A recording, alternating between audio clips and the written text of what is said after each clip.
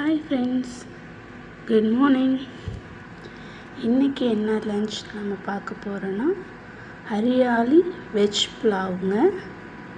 வாங்க எப்படி பண்ணுறதுன்னு பார்க்கலாம். அதுக்கு தொட்டுக்கிறதுக்கு கொஞ்சமாக சால்னாவும் தயிர் பச்சடியும் தான் செய்கிறோம். ஃபஸ்ட்டு சால்னாவை செஞ்சுருவோம். ஒரு வாணலியில் கொஞ்சமாக எண்ணெய் விட்டு சோம்பு போட்டு வெங்காயம் தக்காளி எல்லாம் சேர்த்து வதக்கிக்கலாம். இஞ்சி பூண்டு கொஞ்சம் ஆட் பண்ணிக்கோங்க. காலிஃப்ளவரும் பட்டாணியும் சேர்த்து தாங்க இன்றைக்கி அந்த வெஜ் குருமா செய்ய போகிறேன். வாங்க இப்போ எல்லாத்தையும் ஆட் பண்ணி இப்போ எல்லாத்தையும் சேர்த்து நல்லா வதக்கியாச்சுங்க. இப்போ கொஞ்சமாக தண்ணி விட்டு அதை வேக வச்சுக்கலாம். இருக்கட்டும், அது ஒரு பக்கம்.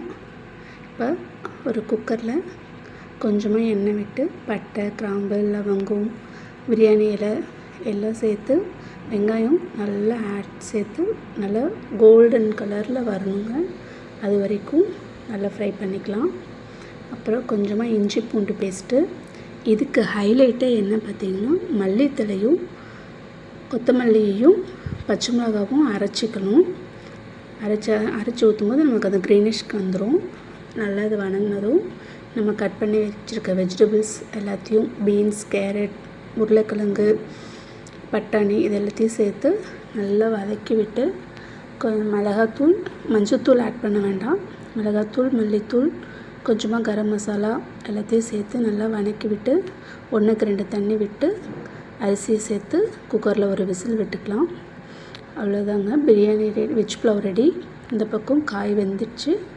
இதுக்கு நம்ம கொஞ்சமாக தேங்காய், 2 பல் பூண்டு, கொஞ்சமாக சோம்பு சேர்த்து அரைச்சி நம்ம குருமாவுக்கு ஆட் பண்ணிக்கலாம்.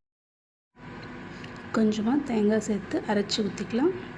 தயிர் இதுக்கு இன்றைக்கி நான் ஆனியனுக்கு பதிலாக வெள்ளரிக்காய் தாங்க கட் பண்ணி போடுறேன். நல்லா பொடியாக கட் பண்ணி கெட்டி தயிரில் கொஞ்சமாக வெள்ளரி பிஞ்சு, ஒரு சிட்டிகை உப்பு, ரொம்பமாக வேண்டாம், கொஞ்சமாக போட்டால் போதும். ரெடி ஆகிடுச்சிங்க. அவ்வளோதான் பாருங்கள், அவ்வளோதாங்க, ஹரியாலி வெஜ் புலாவ் ரெடி. நீங்களும் இதை ட்ரை பண்ணி பாருங்கள். நாளைக்கு என்ன லஞ்சுங்கிறத நாளைக்கு பார்க்கலாம். பாய்.